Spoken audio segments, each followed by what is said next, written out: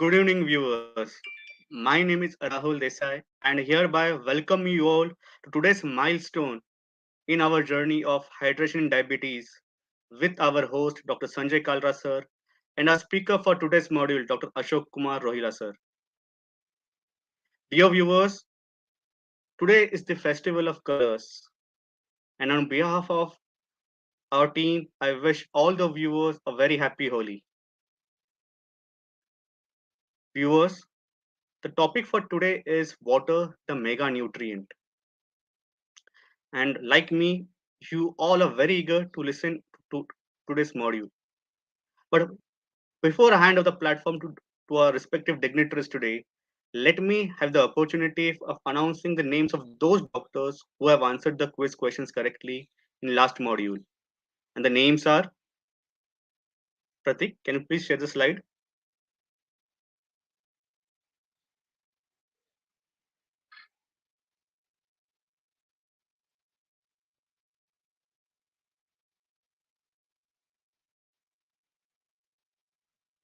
Dr. Vishal Shekhar from Bihar, Dr. Nitin Goswami from Gujarat, Dr. Mohammad Ashraf Nanda and Dr. Shahid Hussain Sofi from Jammu and Kashmir. From Madhya Pradesh, we have Dr. Jitendra Soni Kala and Dr. Madhuri Raghuvanshi. From Maharashtra, we have Dr. Aspi Mehta, Dr. Hitesh Vora, Dr. Manju Vasudev, Dr. Nita Kochar, Dr. Jitendra Luthra, and Dr. Atal Doshi. So, congratulations to all the winners. And with this, I hand over the platform to Dr. Kalra sir and our speaker, Dr. Ashok sir. Thank you, Rahul, and good evening, everybody. Wishing everyone a happy and colorful Holi, and may your life be full of colors. We are in this journey of learning about water. We've already had two talks by experts, and this discussion about hydration, about water, has actually left me thirsty for more knowledge. I really want to know if water is essential for life, why don't we call it a nutrient? We classify nutrients in so many ways, carbohydrates, fats, proteins, minerals, vitamins, electrolytes. Why have we never counted water as a nutrient? Let's see if this thought process is correct.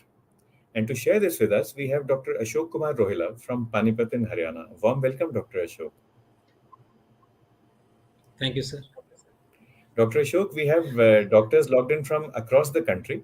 So happy Holi to you, a very colorful Holi to you. And Thank you, sir. Same to you. the first question that is coming across from the audience is, sir, what is your favorite beverage? Sir, my favorite beverage is water. I will say water, which is, and many times when, of course, the water is the main adjuvant in almost every case, and sometimes the preference will change from occasion to occasion. But obviously, the favorite drink is water, sir. Is water. And so a happy Holi to you from Sadam Deshwali ji, Ajay Kumar ji, and Deepak Dhamecha ji, and also Nitin Narula. And with this, perhaps you'd like to begin your talk and explain to us what water is and what its nutritional value is. Yes, sir. Thank you, sir. Thank you for the starting with the lightning conversation. First of all, happy is not only the festival of the colors, but I will say it's a festival of colors plus water. Whenever there is scarcity of the colors, we always try to use water and adjust with that. So, water in the morning, we all have played holy with colors and the water. And at the outset, I'm really thankful to Sanjay Kalra sir for allowing me opportunity to speak on this particular topic. And as the sir have already said that he is more thirsty about the knowledge about the water, I think the same situation is with me. For the first time, I feel that I'm sensitized about the need of learning more about the water. We as an endocrinologist, when we are seeing in our OPD, many of the patient, we always advise them to take more water.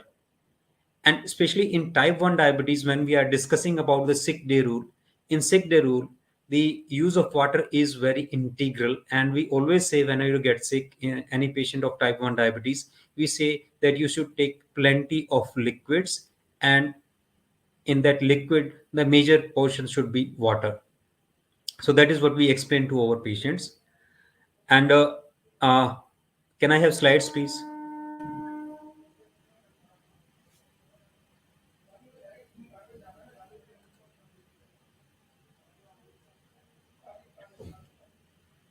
So coming to the main topic, that is hydration in diabetes, and in continuation to that, what is the nutritional value of the water, where we categorize it when it comes to the classification as a nutrient.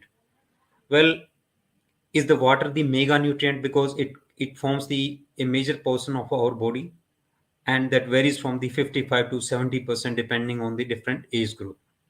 So with that, next slide, please. The flow of presentation is that we'll discuss something about the why the water is the elixir of life, Amrit, or it's a uh, liquid of immortality. We will discuss a little bit about the nutrients, what is the definition of a nutrient, and what is the classification of micro, macro, and mega nutrient. Mega nutrient excess and deficiency, like what we discuss when we are discussing with any other nutrient, for example, carbohydrate deficiency and excess. Similarly, micronutrient deficiency and excess, and journey of water and public hygiene in very brief. Next slide, please. So, why I say that the water is the elixir of life? Well, water provides the immortality to the not to a particular individual, but to the species. It is difficult for a species to survive and perpetuate without the availability of the water. What we have seen, whenever there is a drought, there is a migration of the animals and the human beings, and that is why the water is very essential, and it is for the perpetuation of the species, and it is the elixir of life, or the liquid of the immortality. Next slide. Samundra Manthan, we all know that in this Samundra Manthan, the churning of the Samundra brought out the Amrit, which they drink, and the Asuras didn't get it. So that is why they become immortal and Asuras become mortal. And this was all because of the Vishnu. What I want to convey from this, that the whenever we are discussing about the water immortality or the Amrit, everything revolves around the water. Next. So, what is a nutrient? A substance that is needed to keep a living thing alive and help it grow and perpetuate is a nutrient. Now, depending on the amount in which it is required in the body, we can classify nutrients into micro, macro, and the finally mega nutrient, depending on the percentage of which is required.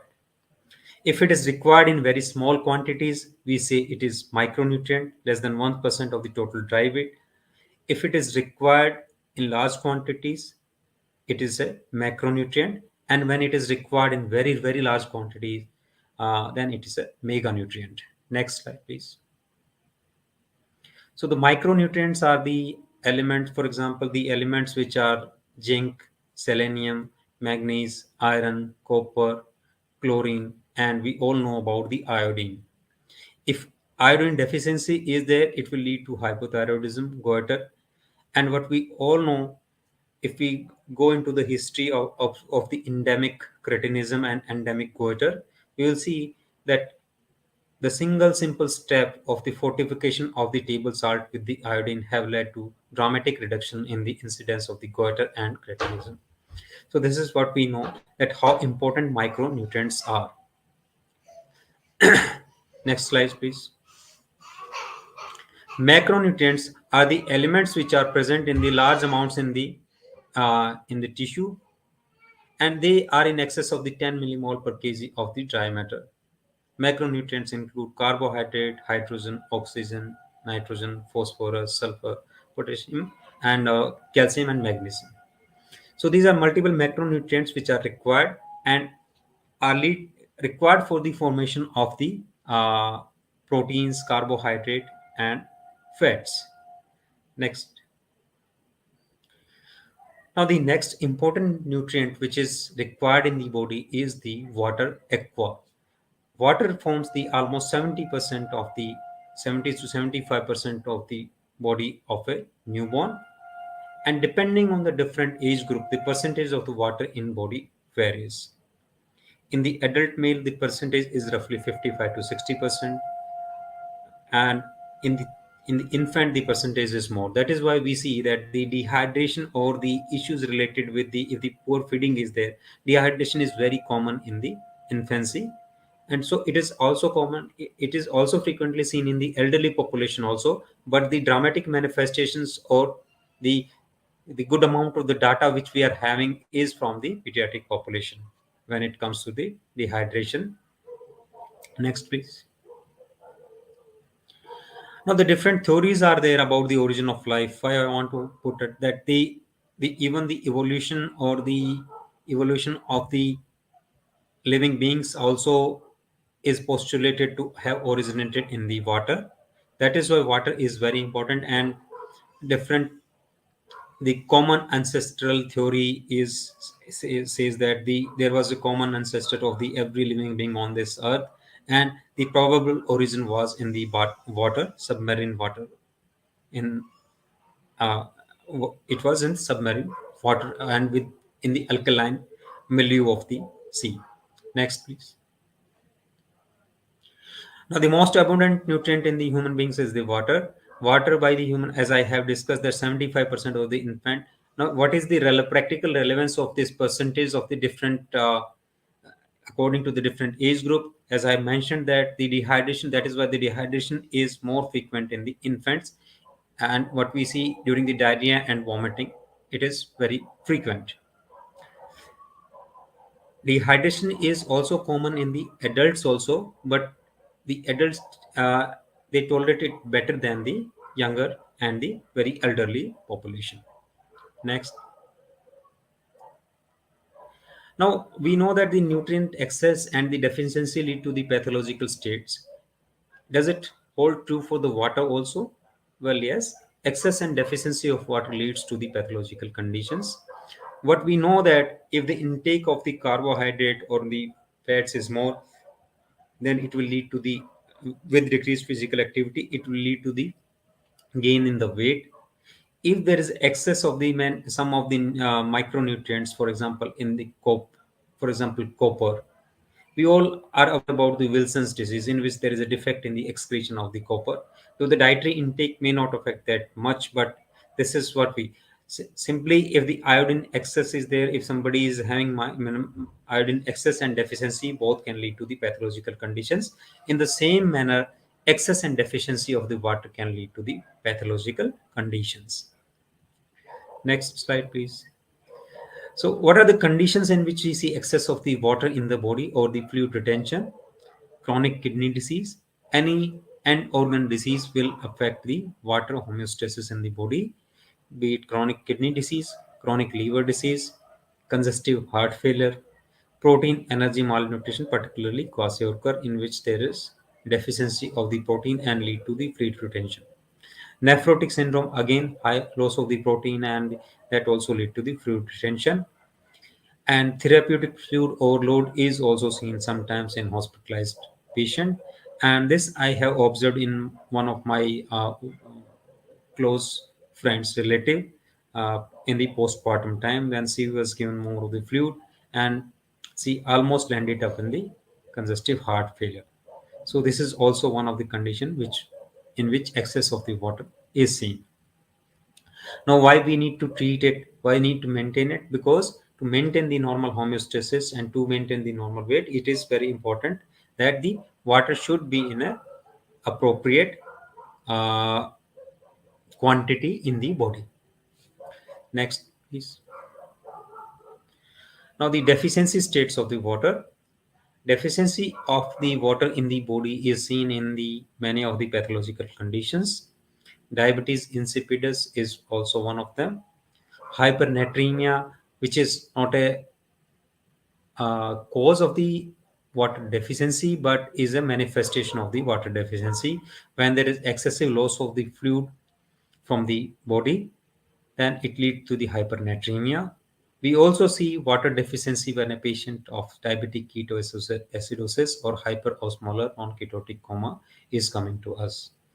Now, last but not the least, and is one of the most common condition which we see, uh, in which we see water deficiency, is in the pediatric population. Whenever there is chronic diarrhea and vomiting, it can lead to the water deficiency. And even many other conditions, when the when the oral intake is poor, it can lead to the water deficiency. And sometimes the water deficiency, mild to moderate, mild water deficiency may not be that obvious clinically, but actually patient is, or a person is very uncomfortable about that. So this is how we see that the water deficiency and excess, like any other micro or macronutrient nutrient, will affect the body in pathological states and in the normal physiological states. So we can simply say that yes, water is a mega nutrient, and it need to be taken in proper quantity in the body. So our kidneys are very well equipped with the mechanisms to maintain the normal homeostasis. Now, diarrhea, as I have discussed, is a leading cause of death in children. And next slide, please. Now, the most important treatment for the diarrhea, vomiting, and the dehydration is the water which contain electrolytes into it. And what we say technical, or the name is ORS, oral rehydration salts. ORS was a breakthrough in the management of the diarrhea, and the mortality significantly came down by the simple measure of using the water with electrolytes that was in the form of the ORS. So a water with the electrolytes is very important. Next slide, please. Now, other therapeutic uses of the water include dehydration. I already mentioned. Adjuvant. Water is adjuvant to the any therapy, in almost every therapy in the hospitalized patient, be it the injectable therapy in which it can be used as diluent, be it IV therapy in which IV fluids are used, in which the base or main base is the water, in which electrolytes and the glucose is added. It is used in the treatment of the hyperglycemia. We always give a bolus in the starting, and it is used in treatment of that also. In renal stone therapy, if the patient is having renal concretions and not obvious stones, then we always advise that okay, you take plenty of the water so that the whatever the concretions are there can get washed away. Heat exhaustion, it is a treatment of the heat exhaustion, we know. And whenever there is a summer season, we always advise to take plenty of the water to avoid. Sick day rule in type 1 diabetes, as I have already mentioned, is it is very important to take plenty of liquid. Fluid therapy is in almost every hospitalized patient, whether human or veterinarian. Uh, Water is very important. Next, please. Next slide, please. Now, the different waters are types of the water which are used. One is the tap water. Pros and cons means it is affordable and used in household, but the difficult part is that many times it is contaminated with plastic and many other things. So, need to be used with caution if there are no other options available. Next, please. Mineral water, it is fortified with the different minerals suitable for drinking. Negative part is that it is packaged and the bottle disposal is required. Cost is also an issue. You can difficult to drink packaged mineral water each and every time. Next. Distilled water, it is purified water and removes the almost everything from the water. It is demineralized, so it is not so suitable for the drinking. Next, please. Now, what is the trend actually? Now, the recent trend which we are seeing is about the alkaline water, and the water which is purified through the water purifiers and is fortified with copper. Well, we can say that simply at present there is no concrete evidence in favor or in against of these types of the water. Alkaline water, they say, prevent renal stones and maintain normal alkaline body milieu. But the negative part is that If we take it, it may neutralize the gastric acids and which may further prevent the degradation of the bacteria. So right now there is no concrete evidence. I would like to have the use of the house in it.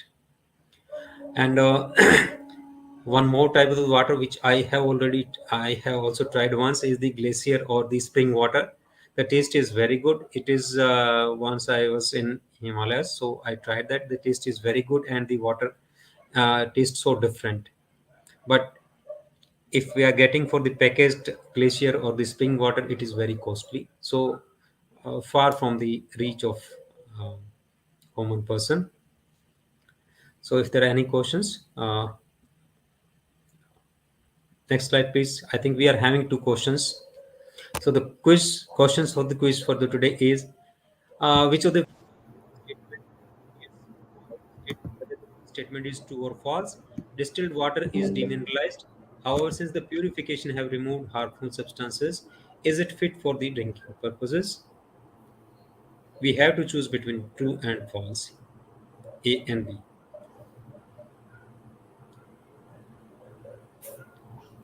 So next question of the quiz: which of these is not a therapeutic use of the water? Treatment of the heat exhaustion, management of hypertension, management of the hyperglycemia, management of the renal stone. Well, question sounds very simple, and I think with that I'll hand over the uh, mic to Sanjay sir. Thank you, Dr. Ashok. That was a really nice presentation. And even I have understood that actually water is a nutrient. The same kind of respect that we give to diet, to nutrition, the same kind of respect that we give to proteins, carbohydrates, fats, or to vitamins, minerals, or electrolytes, that same should be given to water. And like you had rightly pointed out, Dr. Ashok, of course, it's a beverage. As a standalone nutrient, also, it's fine. It's useful. We cannot survive without water. But along with other things as well. And here, for the purposes of this particular discussion, let's talk about other things like electrolytes. There also, it's useful. So many questions coming in, Dr. Ashok.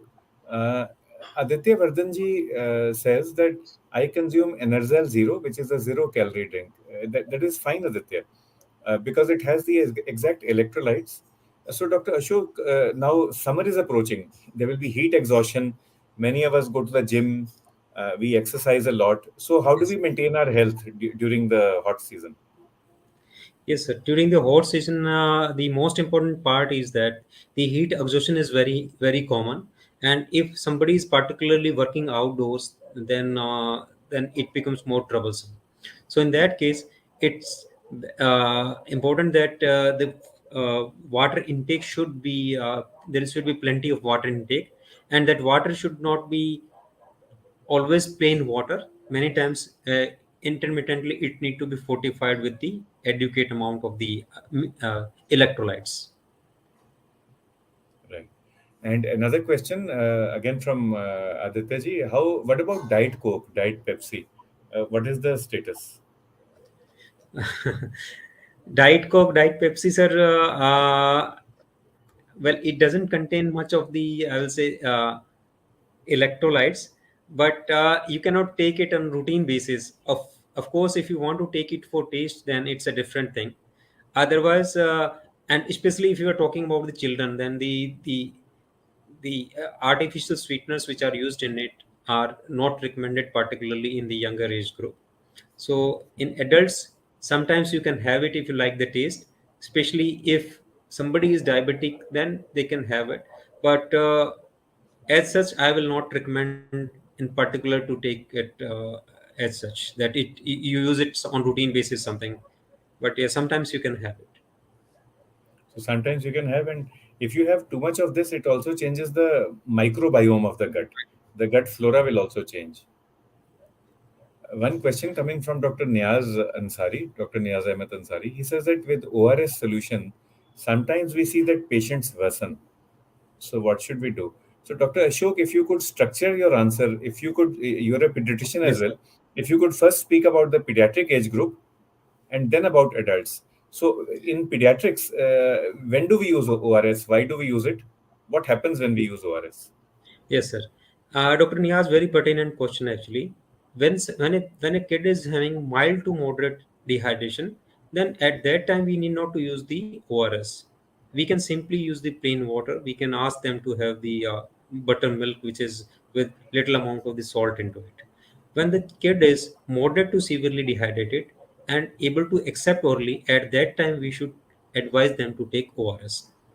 But at that time also we should not advise only ORS, but rather we should advise ORS intermittently plain water, because otherwise, uh, if the patient is most of the time the patient is hypernatremic, if they dehydrated, and if we are giving plain ORS, that is not going to correct the hypernatremia and may cause worsening. That is why intermittently we need to give the plain water also, so that the normal electrolyte balance get maintained. We need to support the kidneys at that time, so the kidneys can maintain normal flow of the urine and they will balance it out. And they can do kidneys can do this only if we are giving the plain water in between. This makes it very simple for me to understand. Even I was not aware about this. So this was about pediatrics. Let's talk about healthy adults now, and then about geriatric age group. What are the unique things that we have to take care of? Sir, most of the time, the healthy adults, they are able to tolerate uh, mild to moderate fluctuations of the body electrolyte and dehydration very well. And if the thirst mechanisms are intact, body will balance out even up to 1% of the dehydration within the next 24 hours. So that osmoreceptors will sense the dehydration, and we will drink it and we will balance it out. But many times because what I have, even I have also observed that when we are busy sometimes we are little bit irritated, and actually we are not aware that we need to drink water. But when we take that water, we actually realize, okay, yes, this was something which I was missing, and now I'm feeling more comfortable. So coming to the geriatric population, in geriatric population, many times we see the different conditions like the SIADH and the other uh, dyselectrolemia. At that time, we should particularly advise patient to take adequate amount of the water. We should think about the urine flow, if the urine flow is good or not.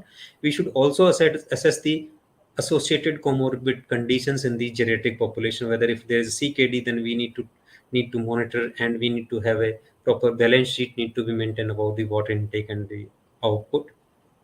Uh, and if somebody is on SGLT2 inhibitors in diabetes, then definitely we need to advise more intake of more water, so that UTI and genital mycotic infection can be minimized. So I think you can add something, because uh, No, that's right. So, what you're saying is right. So, in pediatrics and in geriatrics, we should be even more careful. And especially in geriatrics, when you have someone who is confused, but even in young adults like us, when you get irritated, suddenly I feel happy calling myself a young adult. But Dr. Ashok is younger. So, but irritation, confusion, anger, irritability, these are also signs of hyponatremia. And you have to cover it with both water and with electrolytes. uh, what Dr. Ashok said, we also become irritable. There can be two or three reasons. And this is how we explain to our patients. Either there is too much of poison in your body. Maybe your liver is not working, your kidney is not working, but that will be very rare. That will be in, like 0.001% of the entire population of the country. But the more common reason would be that there is lack of nutrients in your body. How will a car or a motorcycle run if there is no petrol in it or no diesel? So it is possible there is too little of water in you. It is possible there is too little of salt or too little of sugar. And why don't we correct all of them? When we use the word salt in colloquial language, that would mean sodium chloride, table salt. But when you go to the Golgappe wala, now see how many salts and spices he puts in. And each Golgappa Master Ji will have his own unique signature, isn't it? We are all aware of that. So then the yes. patient understands, and we say, let's give you a drink which will have all these things in it. That is how we promote the healthy use of water along with electrolytes. And some of the examples you are aware of, like Aditya ji had just pointed out about Enerzel Zero. So you can use Enerzel, which has got sugar in it, glucose. You can use Enerzel Blitz, which has minimal amount of glucose in it, only 29 calories per 100 ml. and the electrolytes are there. And if you want zero calories from glucose, then Enerzal zero is there. So you have that entire range. Dr. Ashok, this point is very important. So let me ask about your clinic. Now somebody comes to you with ghabrahat in Hindi, or sustu, that would be Kannada. Uh, Yes. Somebody coming with ghabrahat, sustu, weakness, feeling of uneasiness. There are 33 crore differentials for that. It can be unstable angina, transient ischemic attack, Yes, panic sir. attack. But what are the common differentials in summer, and how do you handle them on an OPD basis? Yes, sir. This is very very practical question, actually, sir. For the uh, person who is sitting in a standalone clinic and not having the indoor facility with us, so we cannot straightforward send the patient to the casualty. Go and get some this XYZ test done and get some fluids. So we simply go with the basic approach which we follow. Whenever the patient is coming with this in the summer season, particularly, we ask them to take. To have a good amount of the water. If the patient is diabetic, which is like most of the cases are in our OPD, so we can advise some fluid, which is like, for example, Energyl Zero, we can advise, which is having the electrolytes in the, which is isotonic to the fluids without sugar, and ask the patient to sit comfortably for some time. If after 15-20 minutes patient is saying yes, I'm comfortable, then this is probably sort of mild to moderate mild dehydration which have got resolved, and patient was exhausted and now the patient is comfortable. Then we can simply examine the patient and can go with the routine OPD proceedings. Even after that, if the that problem is persisting, then definitely we need to look into the other causes, sir, as you have mentioned. Thanks. And Dr. Hitesh Vora raises another point. He says, uh, does it make a difference if the patient has hypertension or not? So let us also structure this. The exact question is, with hypertension, how to give electrolytes during dehydration. So a hypertensive patient with dehydration. So let us structure it. Can you have dehydration and hypertension together? If so, how do Yes. you manage? Yes, sir. Usually, whenever there is dehydration, hypertension don't accompany it. And I'm aware of one condition in which patient is dehydrated and hypertensive also, that is pheochromocytoma, in which there is significant fluid contraction. And uh, even in the pheochromocytoma also, we need to supplement patient with adequate amount of the salts before we subject him to the surgery. So, Dr. Hitesh, it's not a contraindication, rather I will say it is very well indicated. Even if a patient with hypertension is coming with dehydration, we need to give the routine amount of the electrolytes and the fluids to the patient. So there is no conflict in or in this. Yeah. So, Dr. Hitesh, there's actually no conflict. Let us take an example of diabetic ketoacidosis. The patient may have a slightly elevated systolic blood pressure, but the diastolic blood pressure will be low, the pulse will be thready, the pulse pressure will be high, and you have to supplement with electrolytes. Now, if we can structure our discussion, if it is an indoor patient, then our approach will be different. And you have to calculate the sodiums, the potassiums, the corrected sodium, that is separate. But in the outdoor setting, we can happily give the electrolyte supplementation that will help. In fact, salt loading is a diagnostic test, and it is also therapeutic. Let us say you want to send your pheochromocytoma patient for surgery. It is a good idea to give lots and lots of salt before the patient So goes for surgery. Otherwise, patient will crash. Dr. Ashok, another question. This is from Dr. Sanjay Suryavanshi, and he asks about patients with diabetes. Can we give them ORS, or should we stick just to Enerzel Blitz, that is 29 calories per 100 ml, or Enerzel Zero, which is 0 calories? yes, Dr. Sanjay, Dr. Suryavanshi, we cannot give ORS in the diabetic patient because it contains sugar. uh, yes, we can give the Energyl Zero, in which sugar is not there and only electrolytes are there. So it's a sort of sugar free electrolytes which is isotonic we are giving, so that will serve the purpose. And that is actually which we want, the to some fluid without sugar, and can treat the dehydration. So ORS should not be given in diabetes. Hmm. So the safest would be Enerzel Zero. We can use that. And otherwise, what are the homemade beverages, Dr. Ashok, that you would advise to a child or an adult with diarrhea with acute gastroenteritis? Yes, sir. The most important or most commonly or most easily available beverages, we can have one glass of water. In that we can add 1 spoon of the sugar with 1 pinch of the table salt and little bit of lemon to add the flavor. That is what we can do. This is the easiest which can be done and is available in almost every home, can be given in any almost any patient with the dehydration. In adults, if suppose if in adults they want something for the flavor, then we can give the lemon, fresh lime soda with sugar, that we can give.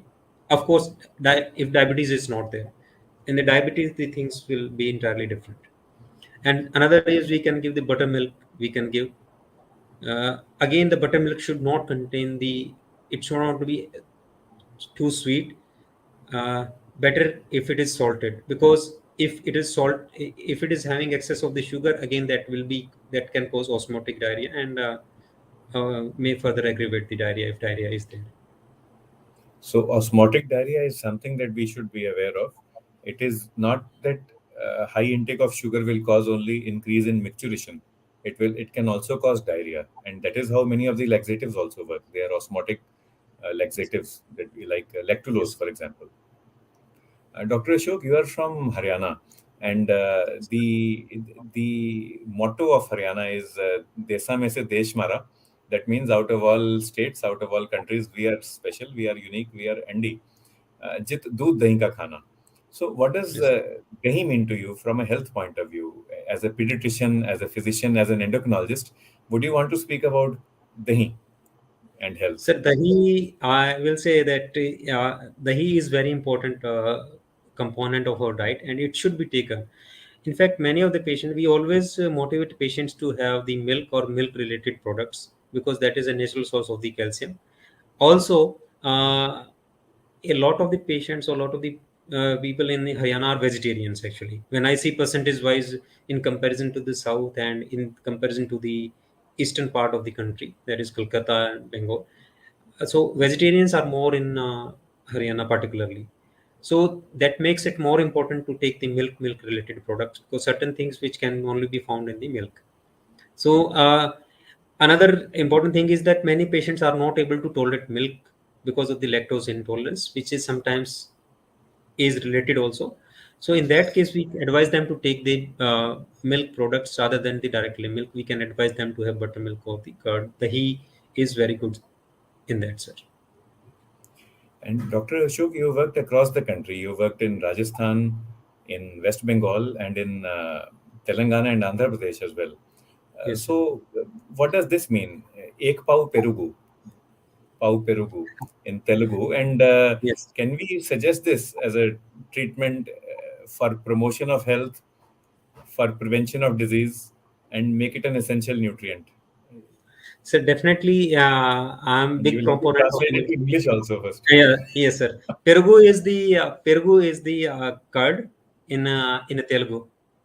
So if any of our audience is from the Telangana, uh, నేను బాగా తెలుగు తెలుసు. నేను తెలుగులో చెప్తే ఏమి ఇబ్బంది లేదు. Means I can speak Telugu and I can convey my in fact still till this time I am having many patients on teleconsultation from the Telangana. So I always promote the perugu, means the curd, that they should take. And in fact, sir, in Telangana, the diet, it's very important component of the diet. And how they follow their diet, first they will have the white rice with sambar and some curries. This is round one. Then the second round come, and the final round of the rice is with the perugu, means with the curd. So this is how the means the multi-course meal, how it proceeds. So the last step in that meal is the white rice with perugu and with the chutney, uh, garlic chutney, sir. Hmm. So it's been great interacting with you, Ashok, Dr. Ashok, and also I'd like to thank everybody who has in been with us on this show, Dr. Hitesh, Dr. Niyaz Ansari, Dr. Sanjay Suryavanshi, and also Aditya ji, Pratipati ji. I acknowledge all the questions that we have got on diabetes, but I apologize we won't be able to take them. There is one more question related to hydration before we conclude. How much water do we need to drink during summer? This question is from Mr. Vardhan. Sir, water intake will depend on the like weather, physical activity, and there are multiple factors. But the a sedentary adult in a routine season should take at least 1.5 liter of the water. That is rough, and maybe the RDA may be more than that also. So So, do drink adequate water. How you can define adequate? You don't need to now count every ml that you're drinking in summer. You don't need to ration yourself unless you have some diseases. Dr. Ashok, which are the diseases where you actually have to count water intake? yes, sir. See, the end organ diseases, for example, the chronic renal failure, we need to count about the water. We need to take water with caution when there is a congestive heart failure, with especially significantly reduced ejection fraction. And as far as chronic liver disease is concerned, though the water intake is need to be restricted a little bit, but not to that extent, the extent which we advise in the chronic kidney disease and the advanced congestive cardiac failure. So, symptomatic heart failure, chronic kidney disease, chronic liver disease, these are situations where you actually have to count water. But otherwise, feel free to drink as much as you want. And in summer, you can look at the color of your urine. If it is becoming dark colored or high colored, it means you are dehydrated. So, it has to be straw colored. So, your urine itself will tell you whether you're drinking adequately or not.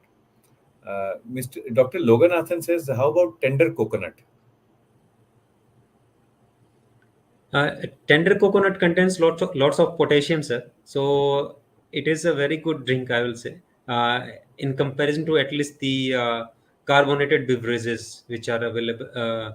So potassium, it's a good source of the potassium, and can be taken. Means especially many times if the patient or DK patient, if they want some different food, then we allow them to have it because the calorie content is also not very high in there.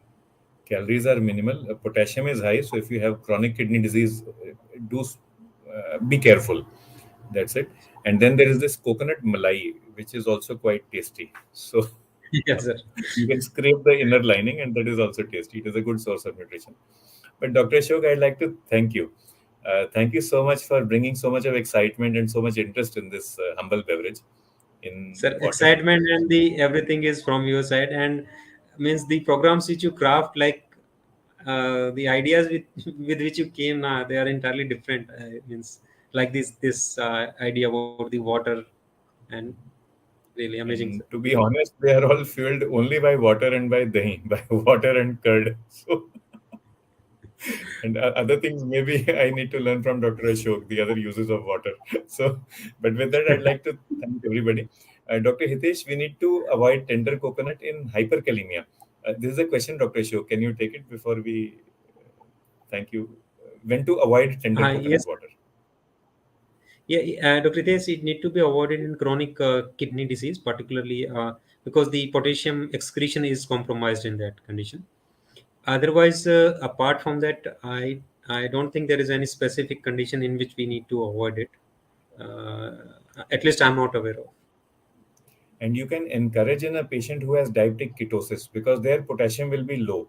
And Yes. when you tell a person with ketosis or ketonuria to drink a lot of water, usually you will find resistance after some time. The child will, or the lady or the gentleman will get upset. Why are you forcing me to drink water? Then tender coconut water is very good. It's a good taste, good flavor, and it will add potassium as well. Yes, Dr. Niaz has also added in rural areas where facilities are limited for managing hypercalcemia, hyperkalemia, then water actually has a role to play. If you have someone with kidney stone, someone with hypercalcemia, the treatment is that you increase excretion of calcium. So, plain water will also help in that. So, thank you, Dr. Niaz, for that best practice. So, Dr. Ashok, I'd like to thank you for being with us, and I'd like to Thank you, thank sir. everybody who logs in so late in the evening on a Friday. But this is an interesting topic, an important topic, and summer is approaching. The holy month of Ramzan is also approaching, and we should be able to counsel our patients about adequate hydration, not only for water, from a water perspective, but also from an electrolyte perspective. So, with this, I'd like to thank you, and I'll hand over back to Team FDC.